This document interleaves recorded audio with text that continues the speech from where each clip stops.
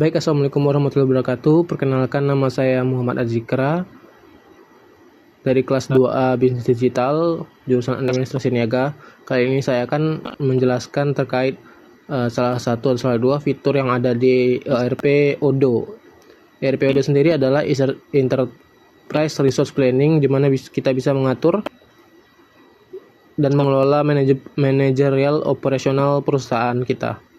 Di sini pertama-tama kita akan login dengan email dan kata sandi sesuai yang sudah didaftarkan.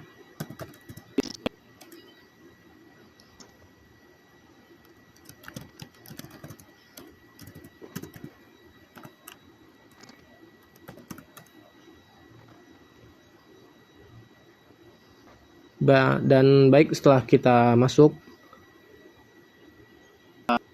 kita akan dihadirkan dengan tampilan seperti ini. Ada diskusi, dashboard, karyawan, payroll, aplikasi serta pengaturan.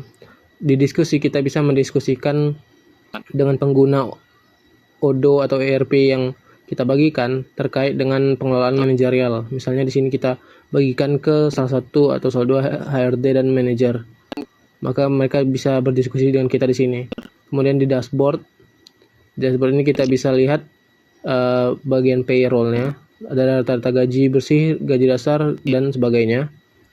Kemudian kembali lagi kita ke karyawan. Di karyawan ini kita bisa mengatur detail dan mengelola karyawan yang ada di perusahaan kita. Di sini, misalnya di sini ada Angga Wijaya. Kita bisa masukkan di sini nomor telepon dan emailnya. Lalu kemudian di detail kerjanya kita bisa masukkan di sini jabatannya.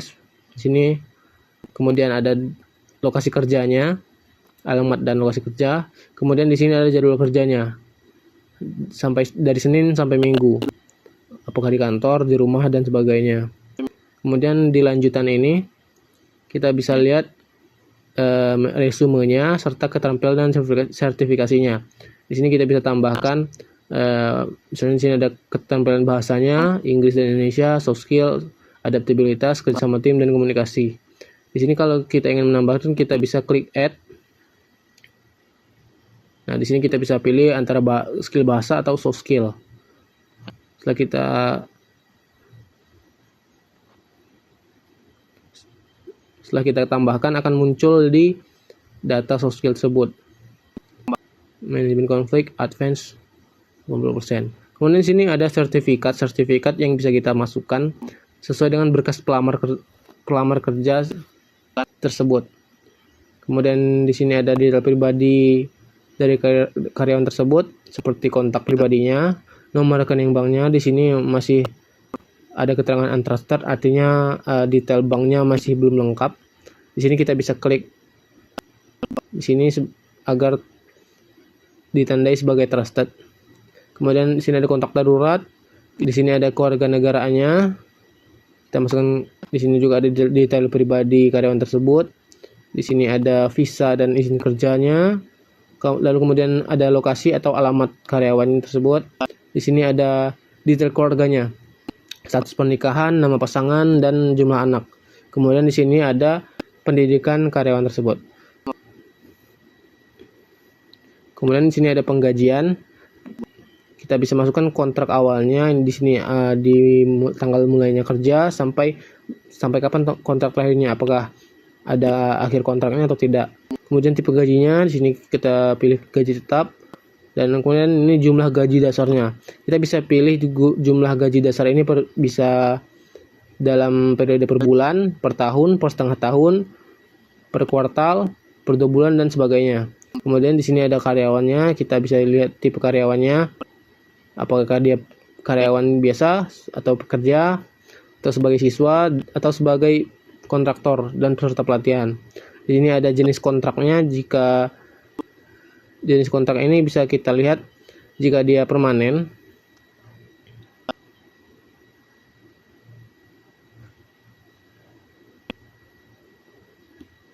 Jika jenis kontrak ini permanen, maka kontraknya sampai batas yang tidak ditentukan. Tapi jika ada batasnya, kita bisa klik sementara atau klik musiman. Kemudian di sini ada kategori pembayaran, sebagai employee atau sebagai worker. Kemudian di sini ada jadwal kerja yang bisa kita pilih antara 40 standar waktu kerja, yaitu 40 jam per minggu, atau bisa kita buatkan yang sesuai dengan jadwal kerja perusahaan kita. Di sini ada penyesuaian gaji. Di penyesuaian gaji ini kita bisa masukkan jumlah tunjangan, bonus, dan sebagainya. Ganti rugi juga termasuk. Kemudian di sini ada pengaturan untuk akun Anggawijaya di sini. Setelah karyawan, kita bisa mengatur departemen mana yang ada di perusahaan kita. Misalnya di sini ada departemen administrasi, pemasaran, rantai pasok, toko dan gudang, keuangan, quality control, dan sumber daya manusia. Di sini juga tertera manajer yang mengatur departemen masing-masing. Di sini misalnya ada toko dan gudang, manajernya ialah Rafael Infansia. Kemudian kita bisa klik di sini, jumlah karyawannya ada 2. Di karyawannya adalah Hendra Agus. Di sini ada telepon kantornya, kemudian departemennya, lalu pekerjaannya sebagai karyawan toko. Dengan Avansial pekerjaannya sebagai manajer toko dan gudang. Nah, di Hendra Agus ini dia diatasi langsung oleh Rafael Infansia. Sedangkan Rafael Infansia sebagai manajer toko dan gudang diatasi langsung oleh yang di atasnya, yaitu Muhammad Azikra sebagai owner perusahaan. Nah, di sini ada learning. Kita bisa lihat data-data sertifikat dari karyawan, nama karyawannya, sertifikatnya, kemudian dari mana sertifikat tersebut, kepada siapa. Kemudian kita bisa lihat juga peserta pelatihannya, nama karyawannya, misalnya di sini kita bisa masukkan, kemudian nama pelatihannya, tanggal pelatihan, dan resume serta sertifikat yang disertai. Kemudian di sini kita bisa lihat laporan seperti laporan keterampilan, laporan inventaris keterampilan, dan laporan sertifikat. Nah, jadi sekian yang ada di fitur karyawan. Kemudian kita bisa masuk ke fitur payroll.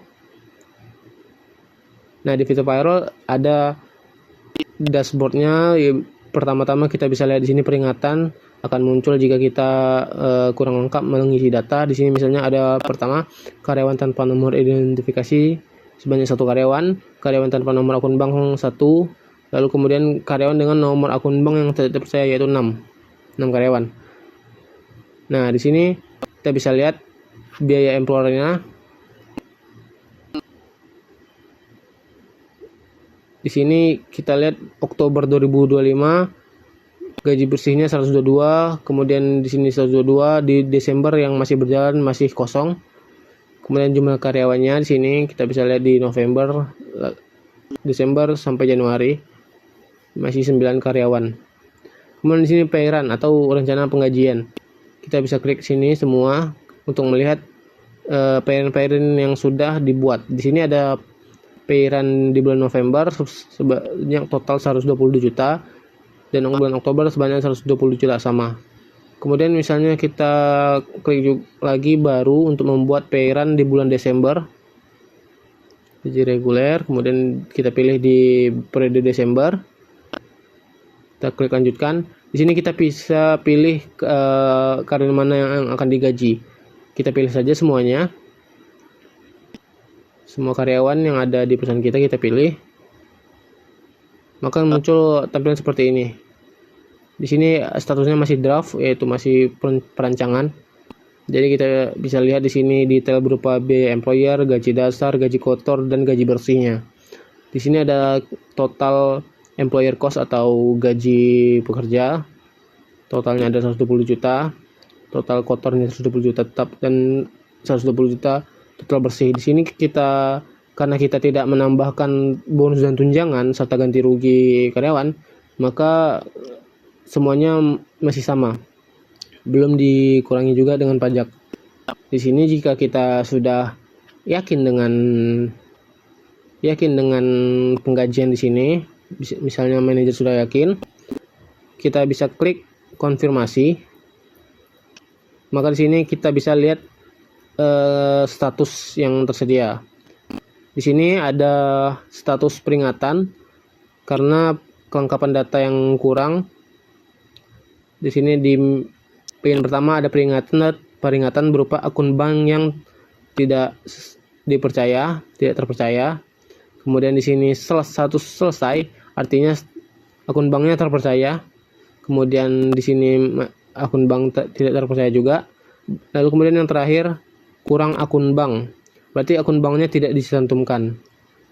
Dan misalnya jika sudah kita selesaikan semuanya, kita bisa tandai sebagai dibayar. Jika kita tandai sebagai dibayar, maka statusnya akan lunas semua, maka pay-run di bulan Desember dianggap sudah selesai.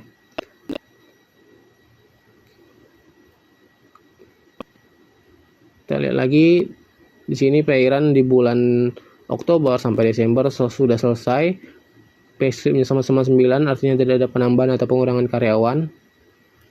Lalu kemudian total gajinya tetap 120 juta, maka gajinya tetap dari bulan Oktober hingga bulan Desember. Jadi mungkin sekian penjelasan dari saya terkait dua fitur dari ERP Odoo, yaitu karyawan dan payroll. Dua fitur ini saya rasa sama-sama berhubungan erat, di mana kita bisa mengatur data dan mengelola karyawan kita di sini di fitur karyawan. Kemudian di modul payroll atau fitur payroll kita bisa mengatur penggajian karyawan-karyawan kita. Jadi ini sangat memudahkan bagi kita untuk mengatur sumber daya manusia kita dan manajerial lainnya, sehingga manajemen operasional perusahaan bisa berjalan dengan baik. Baiklah, sekian dari saya. Salah dan janggalnya mohon maaf. Saya akhiri dengan wabillahi taufiq walhidayah. Wassalamualaikum warahmatullahi wabarakatuh.